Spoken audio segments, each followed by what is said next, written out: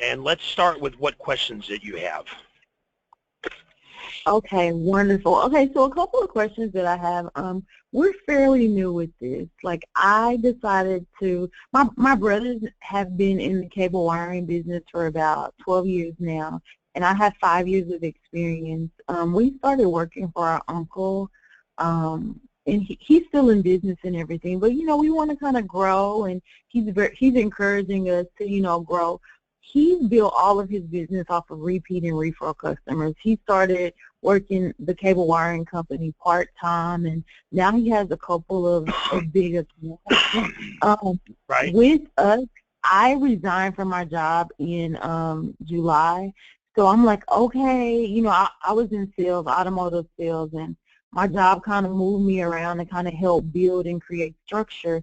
So I'm like, if I can do that for those companies, let's just try to merge our talents together and build this. I think the main question that I have is, like, we just want to get started and rolling in January because we know a lot, you know, the new season and stuff is happening. And I'm a little OCD, so I like to make sure that I have everything that I need to progress forward, because what I've learned in sales is sometimes we perish because we don't have the knowledge to go and do this. So I want to save time, and I just want our business to be successful. I mean, we definitely believe in, you know, customer service and great work, but we don't know what we don't know to get started. I mean, we have our DUNS number and our SAMS number and our CASE number, and we're slowly going along. But I'm like, man, if we could just get more knowledge, I mean, you know, we could really go to that next level. So, I mean, I guess the question that I have mostly is, what do we need to do? Because I want to make sure that we're doing everything properly. We have signed up with a couple of general contractors, and some general contractors are easier than others. What we're doing, we don't want to have like a conflict of interest. Like, my brothers have literally built a great relationship with a great deal of general contractors. However, you know, that's from my uncle's company, so we don't want to go and do anything with his, you know, with his client base. You know, we want to build our own client base. Because they've offered us several jobs, but we're like, no, if you need to book a job, you need to utilize Frank's company, and, you know, we'll work through them, because over the years, our uncle, you know, he's helped us, you know, grow in the business and get connections. But that's the hard part. My brothers have been doing it for 12 years, and it's like we built and learned from all of his contacts. So now it's like we're starting all over again, and, you know, trying to get new contacts so we don't, you know, cross-reference his business with our company. If that makes sense. I'm long-winded. And my screen has went black. Is this supposed to happen like that, or? I paused it for a minute, but you should be back. It's probably running behind, so you should see Cake Please here in a minute. The thing, I mean, you know, 15 years, you guys should be a prime by now. You're well past the subcontract phase of just being a sub. I'm not saying don't continue to do sub work, because one of the things I'm going to teach you how to do is how to get more sub work. But you also need to be doing contracts as a prime. You need to be doing both. And some of this stuff you can actually sub out. You guys probably seen in my videos, I talk about TV Guy. He's a broker. Yeah, I've seen that in Florida. I teach people how to broker. It's the only reason why TV Guy doesn't like me anymore is because I teach people how to broker, and he says I'm creating competitors against them. But, you know, whatever. I don't care. So what I will be teaching you guys how to do is how to pursue contracts as a prime, how to pursue more contracts as a subcontractor through other primes, but not through your uncle, through your own primes, which you can work any way you want. And, you know, any contractor that works for the government that has a contract over $650,000, there's a clause in most of those contracts that they have to hire 23% small businesses to do sub work. They don't have a choice. They have to Mm-hmm. hire minorities and women and veterans and service-disabled veterans, 8A HUBZone. So there's areas where big business will benefit from using you guys. It's not just that they need Mm-hmm. you, they have to hire you. So that's one of the Right. things I'll be teaching you guys how to do, is how to get more of that subcontract work. The beauty about subcontract work with the federal government, which is different from state, local, and residential, uh, subcontract work with the federal government actually counts as experience. It's what the federal government calls past performance. You can use your Mm-hmm. subcontract work as past performance to get to get purchasing agents to hire you as a prime as well. So it's a good way to build that past performance. It's also a great way to get in the door with the government, because when you're doing sub work for a prime through the government, a lot of times that purchasing agent knows who you are. The prime has to disclose who their subcontractors are. So the purchasing agent actually knows that you're the one doing the work. And when that contract Mm-hmm. comes up for renewal, sometimes that purchasing agent will come to you and ask you to bid on it directly as the prime, because you're the one that did the work anyway. So it's a good way to get in the door, build that past performance, and win future prime contracts. And let me ask you a question. So Yes. with my uncle, like literally, yeah, he doesn't do any of the cable wiring or anything nowadays. You know, he just kind of, sits back in the office, which he's earned there, right?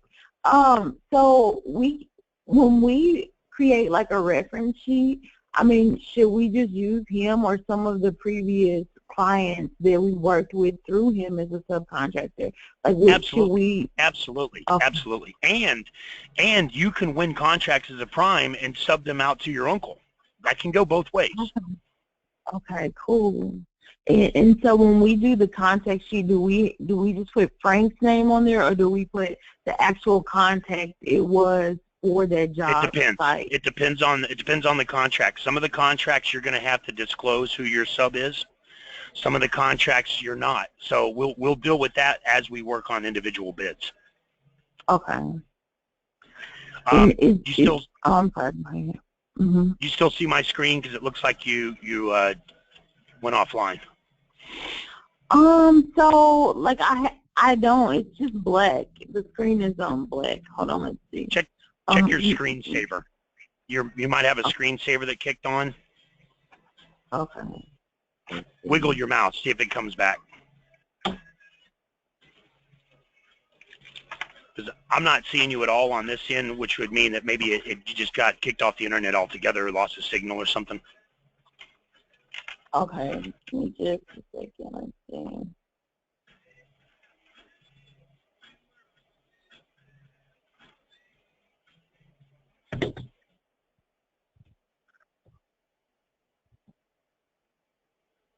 No, I don't see it either. It looks like maybe kicked off. Let's see. I just go ahead and log back in. Okay. Click on the blue link, and it should log you in automatically.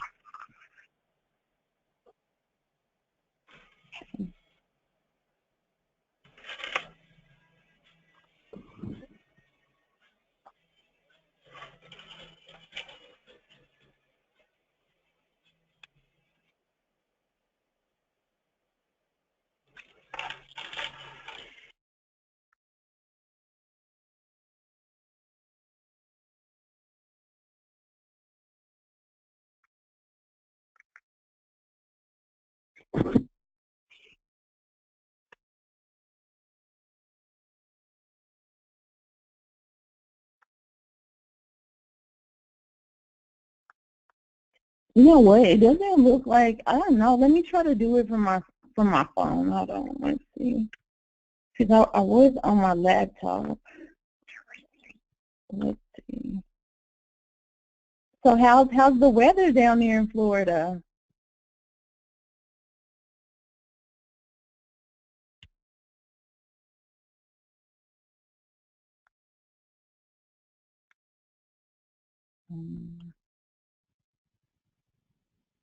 Okay.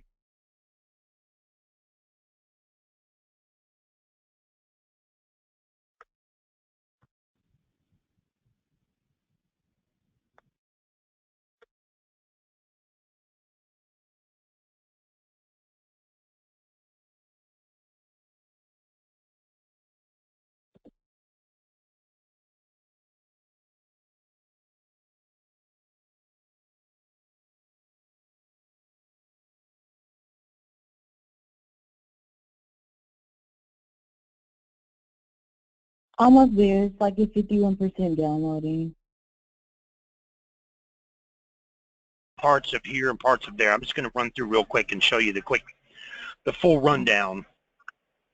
You know what set-asides are, right? Contracts that are set aside for a minority or woman, veteran, 8A, HUBZone, service disabled veteran. Yes, sir. All right. Women get 5%. Women-owned small businesses get 5%. So do veterans. So do minorities. Okay. And you guys are. How's the ownership of the business set up? Is there a majority owner? Yes. Who's the majority owner? Okay. Me. Okay. And you guys are minorities as well? Yes, sir. Are you a veteran?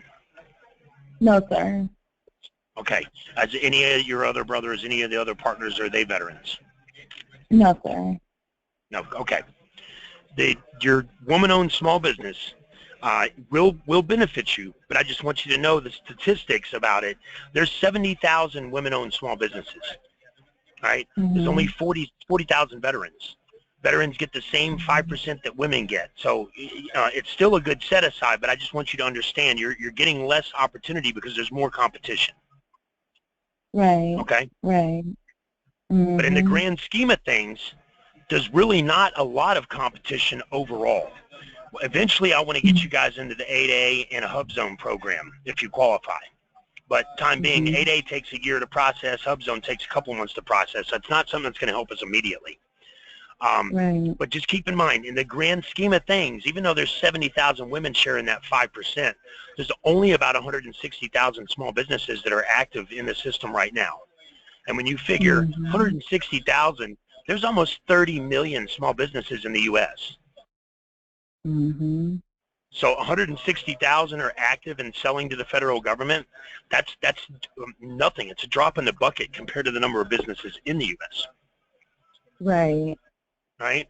And the reason why is because there's actually 1.2 million for-profit vendors in SAM, but over 900,000 of them are inactive because they didn't register properly. They made mistakes. They didn't do their reps and certs. They didn't know they were supposed to sign up with the dsbs, and therefore they'll never win a contract because they're not even active. They're not compliant.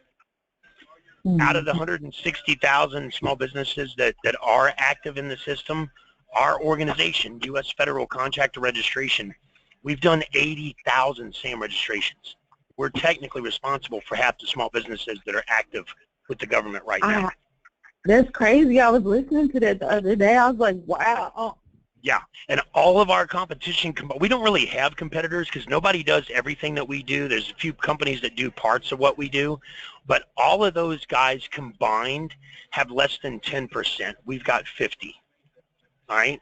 So just so you know who we are, and the fact that 160,000 small, but again, it's not a lot of competition compared to the fact that there's 30 million businesses in the U.S. All right, so just keep that in mind. Now, have you checked to see if you're in a hub zone? You said, have we checked to see if we were in the hub zone? Yes. No, sir. All right, let's check that now, because the hub zone is only 3%, which doesn't sound like a lot, but we're talking 3% of the entire federal budget of trillions and trillions of dollars. If we go to HUBZone map,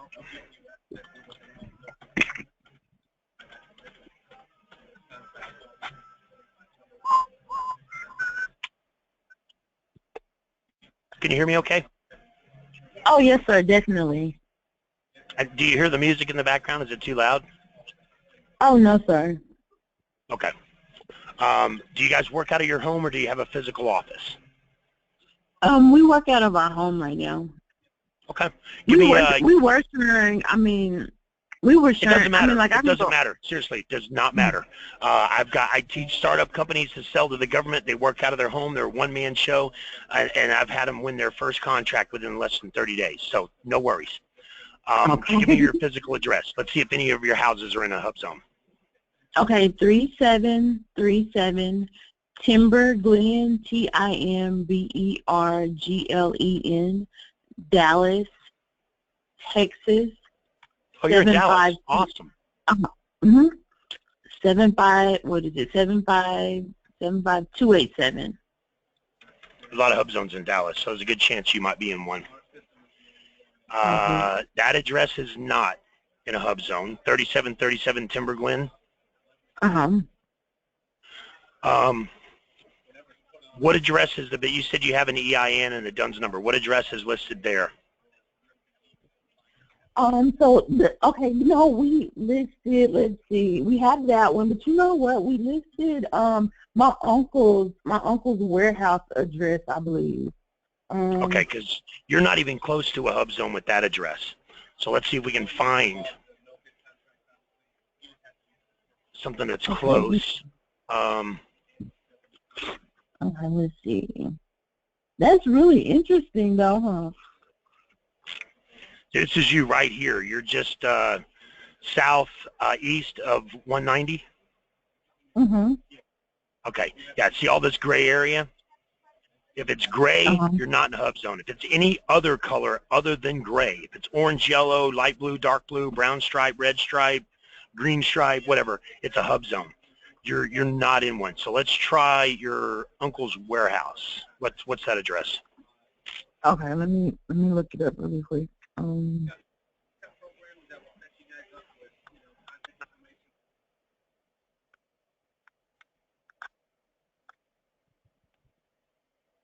said that their highway was about 190? I was looking at it. It might be different because I don't have my glasses on. Oh, I don't no, have my that's readers. I'm getting old. No, you're not. Yeah, you're between 190 and Collin County Road, it looks like. You don't have a hub zone anywhere around you, not even close, not within miles. Okay. Let's see.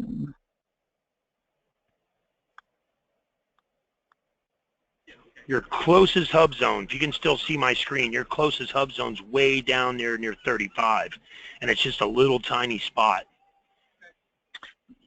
Oh, okay. I know where 35 is. That's about like 20, 30 minutes away. Okay, so his address is 12601 PERIMETER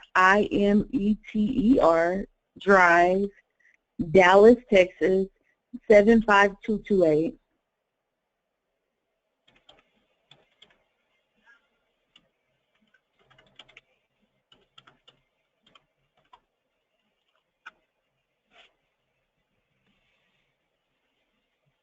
That is a hub zone. Holy cow. Awesome, awesome, awesome, awesome, awesome. Okay. Only 1 out of 100 people is in a hub zone. You understand? You see how many people are in a hub zone worldwide? There's only 4,140 hub zone vendors worldwide. Oh, that's cool. Nothing compared to your 70,000 women-owned businesses that you're sharing that 5% with. You're only sharing this 3% with 4,100 people. Cool. That's huge. That is huge. And most hub zone contracts, and you're in a huge hub zone too. Awesome. All right. Here's the deal. If you look at a lot of the hub zone contracts in FPDS, you'll see that they're sole sourced, meaning they weren't even put out for bid. They will basically call you or email you and ask you for a quote. If your price is fair, they'll hire you without putting it out for bid. There's there's 1,156,371 hub zone contracts in the system right now. Now, keep in mind, this system, FPDS, only tracks about 10% of the spending. So if there's 1,156,000 contracts in this system under HUBZone, that means more than likely they've awarded 11 million contracts to HUBZone vendors. They're only showing less than 10% of the spending. Does that make sense? Yes, sir. Yes, sir. Okay. Now, we're going to look at this one. Was awarded on the 15th to a company called HJD Capital. There's no dollar amount under the action obligation because they haven't been paid yet. It's because it was just awarded yesterday. Let's look at this one because this one has been paid. It was awarded yesterday for $72,000. Click the view link.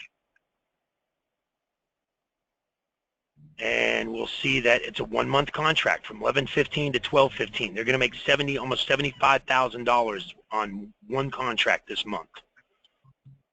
This company is a woman minority-owned small business. And look, this was done This was put out for bid, full and open competition after exclusion of sources, which means they put it out for bid and no one bid on it because there wasn't enough HUBZone. There wasn't a HUBZone vendor in the area to even bid on it. So Oh, they wow. called or emailed this company, okay? Look how many offers received. You see this? One. Mm-hmm. One. They contacted this company and got a quote. The price was fair. They hired them, just like that. Oh, wow. Because they're a HUBZone vendor. $75,000 contract in 1 month. You could do those every month. That's $750,000 a year right there if you did one of those a month. Mm-hmm.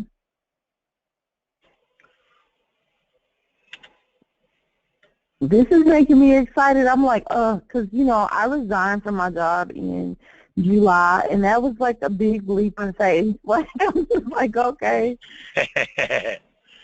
HUBZone and simplified acquisitions. Here's another example, 11/15 to 12/31. So this is a 1.5 month contract. They'll make almost $50,000 on it. They're a HUBZone vendor. And this was done as a sole source simplified acquisition. Look at how many offers received. That's crazy. And this was a purchase to install data and electrical for the SSA Odor Gene Snyder Courthouse. So this might have been cabling. Yeah, like for that data, that was cabling. Yeah, and so we could outsource the electricity work, huh? You could outsource the whole thing. As long as the contract doesn't specify that you have to, what's called brick and mortar, as long as it's not a brick and mortar contract, you can outsource the entire thing. You could sub the entire thing